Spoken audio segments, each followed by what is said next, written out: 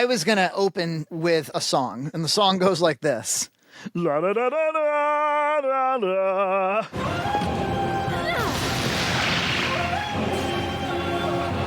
La da da da da da da. Because that was how X-Men ended. When the original X-Men movie came out, obviously everybody always talked about the yellow spandex and the why is it not comic book accurate and stuff. But I remember thinking, like, you know what would really jazz this thing up as a memorable score, and why not just use that fucking theme song that everybody already loves? And I think they just figured that out, you know, maybe 30 years late or something. Like a mutation. Because everybody knows how much that thing slaps, that intro theme.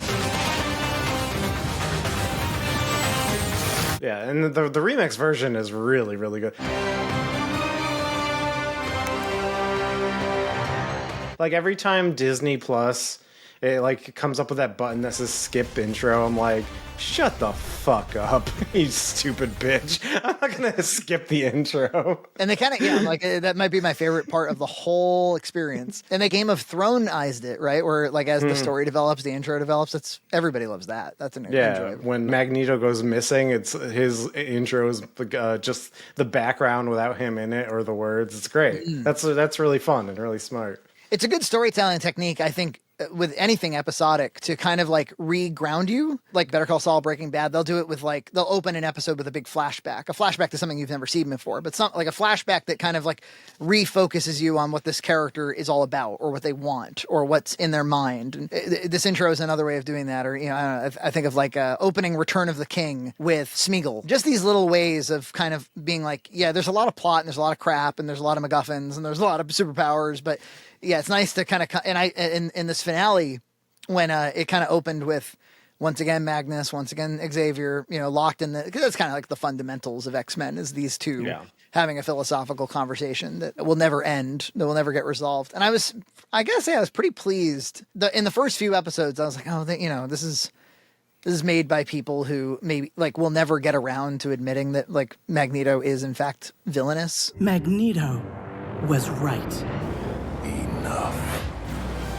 It found its way there. It got there. Yeah, because Xavier shatters their minds together or whatever, and they're like stuck in a bar in their mind, and he has to kind of rehabilitate Magneto. But as always, there's the good push and pull back between those two characters, which is always fun. Yeah, and they kind of revealed a little bit. I don't think they ever addressed the Holocaust thing at all in the original version of the series. So, but maybe it was always kind of understood that that's what he went through. I'll have to go back. I don't think they ever referenced it in the cartoon show. I think they did a little bit. No, don't make me see. Xavier, I can't. No more! But I think they reference it in a very Saturday morning cartoon way. That reminds me of in the 1966 Batman, the Adam West Batman. I think they only mentioned the fact that his parents were killed once. It's in the first. It's in the first episode where he's like, well, as you know, Commissioner Gordon, ever since my parents were tragically killed, I vowed that Gotham City would never have to experience that again. And that's what I'll do. and that's it. Don't mention it, Mr. Harris. Perhaps if there'd been anti-crime centers of the type you now propose when my own parents were murdered by dastardly criminals. No, but there's a lot of great moments like just Magneto. He's like, I can't remember my parents' faces. I can't see them. Where are their faces? Why can't I see their faces? There's like some stuff that's like pretty heavy. And yeah, like, that's very impactful. The thing that's traumatizing him the most is that he can't remember his parents' faces. And that's one of the cool things you can do with Xavier as a character is like actually like get under the, like you can't hide from Xavier, you know. Magneto wears a helmet to do so.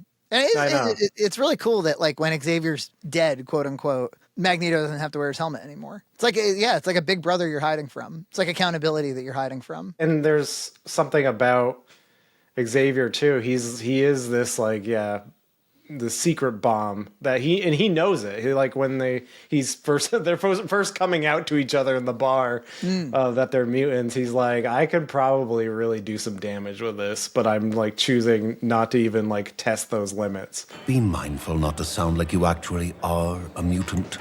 What if I were? Run and hide before someone starts dreaming of camps.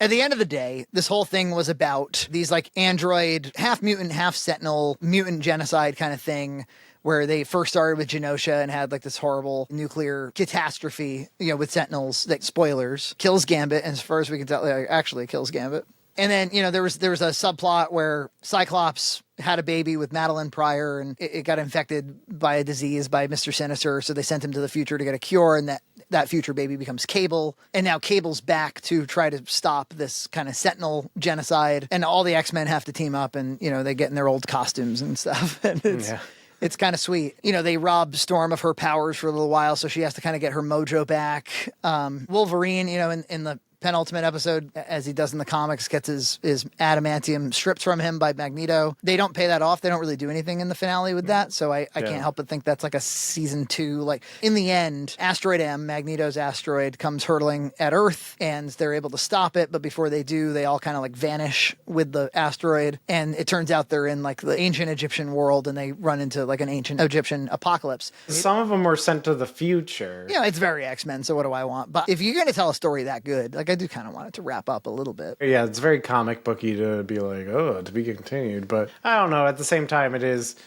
an episodic television that you never know when it's going to get canceled. And so you kind of want to, sure, you could have some open threads, but I'd rather a more definitive end. Yeah, and ironically, that's exactly how Wolverine and the X-Men ended. They had this giant epic story.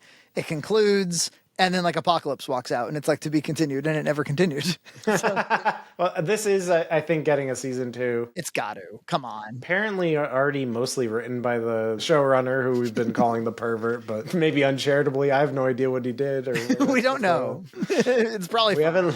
It's probably fine. He's been on Twitter, commenting along with the show and providing insight. It's kind of fun. It's going to be so frustrating for a guy who must have been pretty damn proud of what he was able to accomplish with this. And then, like, he gets totally benched. And he seems like he was completely involved because he's got writing credits on a ton of episodes. And I feel like he was the throbbing pervert behind the whole thing.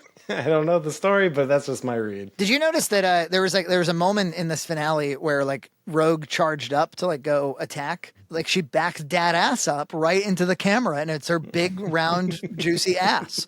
And I was like, look at that. I was like, this show is genius. They tricked everybody into thinking like there's no more asses in this show. And just like in real life, they made you earn the ass.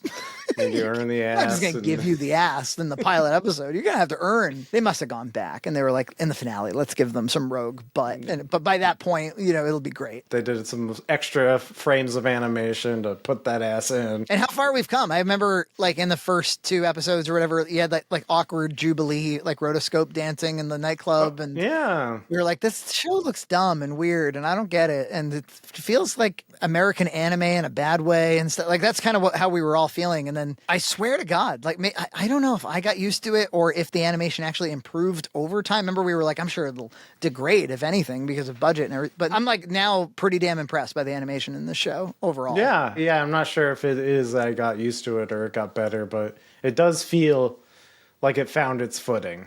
And and maybe it's just because the story has been pulling us along and all the threads came together, and Bastion was a cool villain. And I thought Cyclops this is probably the best Cyclops we've had in a while. Yeah, easily. Because he's kind of a cuck boy in the movies and stuff like that. But I think this is the right story to give him. Where the stake that he has is that he doesn't want to fail as a father, and he's kind of immediately forced to fail as a father. And I might feel like just a smidge like I'm overselling how good it is. And I feel like that because there's been so much junk lately that when you see something that you're looking forward to the next episode, normally I just like slog through this stuff for the podcast. Whereas this was something I was like, oh, no more X-Men. I was enjoying X-Men. I look forward to new X-Men. Like it's been a little while since I felt anything like that before. So I feel like maybe I'm overstating its quality. But all you got to do is come up with like, all right, what does this character want? Remember Paul Heyman said it about wrestling. He was like, we don't have a difficult industry. Who are these 2 people? Why are they fighting? Why should I pay to see it? That's storytelling, man. It's not a complicated business. Who are these two people? Why are they fighting? Why should I care enough to pay to see it? If you answer those questions, you don't need 9 layers of a storyline. You need a simple one. It's so true. It's so true. And I feel like that with most, the media nowadays, like they just released a trailer for like Rings of Power season 2. And I'm like, I see that trailer. I'm like, what am I supposed to get out of any of this? And then on the same day, I think probably on purpose, House of the Dragon released a trailer, and you watch that trailer and like, oh, I get exactly what this show is gonna give me. Yeah. I know like who the players are, like what sides they're on, what they're trying to do, all from the trailer. And it's like, this isn't hard, people. I see Rings of Power trailer and I go, who are these 30 people? Why aren't they fighting? Why should I pay to see it? There's way too many of them and they're all uninteresting. I mean, I know there's going to be some dumb mystery box, like, I don't know, how did Sauron get his armor? There's going to be something, you know? Like it'll be like 15 episodes leading up to seeing the white hand of Saruman on like a helmet or something, you know, and you're like, oh, I know it.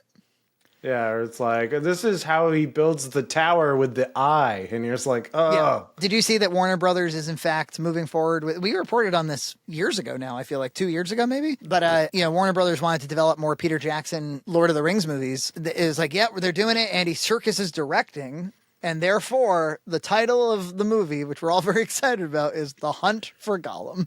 I'm like, are you sure it's not a video game? It sounds like it sounds so what they've done to Star Wars. I don't know. What else can you tell with Gollum? Maybe they're going to surprise me. I don't know. I mean, Rings of Power is junk, but it's got one thing right, which is you tell a story about 1,000 years before the events, or you world build and you create more than just like the War of the Ring. And to do a story about Gollum, what's he doing? He's wandering around. He's encountering characters we've seen before. And The Hobbit showed that Peter Jackson is not immune to this kind of storytelling stupidity. You know, it's like, like cameo by Saruman, cameo by Cate Blanchett. Like, these characters from elsewhere. The J.J. Abrams effect, where they can't get away from like the core things you know about Lord of the Rings. Andy Serkis will direct. You know what? He directed Venom 2. He did? Yeah. I know he did that like weird Jungle Book movie, right? Yeah, I've not seen that, but I kind of want to. It had like weirder faces than the other Jungle Book movie that happened around that time. The actual Disney Jon Favreau one. That seems like a big fuck up. How did we make 2 Jungle Books around this? I mean, come on. Just talk around. It's not that big a town. Yeah, I mean, that's famously, it always happens. There's always, 2 asteroid movies at the same time. 2 movies about invading the White House. Jean. Gene.